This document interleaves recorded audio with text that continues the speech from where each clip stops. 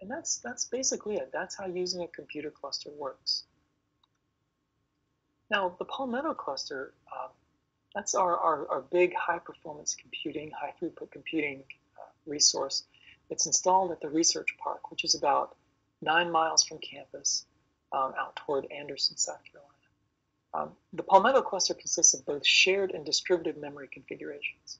What I mean by that is there are some very large workstations with a lot of memory available on Palmetto that serve as an individual workstation with just lots of memory and lots of processing cores. So if the computation you need to perform must be contained within a single machine with shared memory, then we have very large machines that can address those needs. But in addition to that, of course, we have the traditional cluster configuration where we have lots of individual compute nodes. These are just like individual computers with their own memory and their own processors, all working together in a distributed memory configuration. The Palmetto cluster was recently benchmarked in June of 2013, operating at over 263 teraflops. And the Palmetto cluster was, at that time, ranked number 8 among independent academic institutions.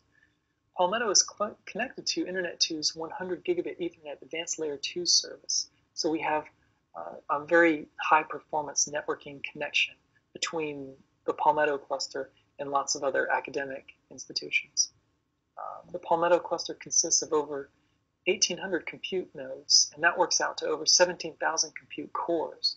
And the cluster is constantly growing. We're constantly adding more nodes to it. This is just the configuration at this time.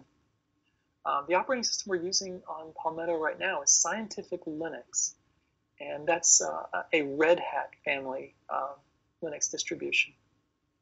And the network connections that we have between the nodes, we have 1 gigabit Ethernet connections between all of the nodes. In addition to that, on some nodes we have MirrorNet 10G connections, and on others we have InfiniBand connections. For data storage, all users' home directories have 100 gigabytes available, and those are backed up storage locations. The data in your home directory is backed up. It's typically backed up every night, and so if you have files in your home directory that stay in your home directory overnight, then those files can be restored if they're somehow lost or damaged. And we can restore files that are up to about 40 days old at this time. So your home directory is 100 gigabytes and it's backed up. On the other hand, we have a lot of temporary scratch space in the new scratch file system. We have a 218 terabyte shared scratch space that all users have access to. And that space is intended for active computational work, for jobs that are currently running. It's not intended to be a long-term storage place, and data can be lost there. It hasn't happened, but there's potential for data loss there because that storage space is not backed up. So if you have critical data, you should definitely keep that critical data in your home directory. Or if you're part of a research group that owns storage space in the Common One file system, I'm referring to this large backed up project space. If you have, if you're part of a group that has access to that file system, then you can back up your data to that location. That's a backed up file system. So the compute nodes in the Palmetto cluster are a heterogeneous mix of different hardware platforms. As I mentioned, the cluster, we started building the cluster back in 2007, and we've been adding to the cluster continually since then in the form of these phases, these large chunks of compute nodes. When we started off, we had 257 Dell PowerEdge 1950 nodes. They had these particular Intel Xeon processing cores, and those machines had 12 gigabytes of RAM and an 80 gigabyte local hard drive.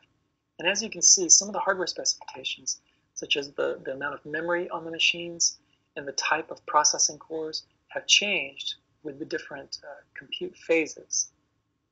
So the point of this slide is just to make it clear to you that the cluster consists of a lot of different types of hardware, and it's very helpful if you can be specific about what type of hardware you need for your computation. And this is just a sample of the hardware that's available on the cluster.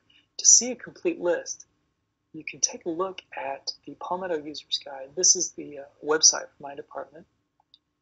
If you're interested in getting a Palmetto account, you can click on this Request an Account link and fill out a form there to request your account. But if you take a look at the Palmetto User's Guide and then look at the overview of the Palmetto cluster, there's a table here that shows the most recent updated list of hardware on the cluster. And you can see that not only has the memory increased significantly, but also we have different types of network interconnects. Some of the newer nodes have very large local storage spaces. That's the local hard drive on the compute nodes. And in addition to the compute cores, we've added GPU cores, GPU accelerators to a lot of the nodes. And we have both NVIDIA Tesla M2075s and NVIDIA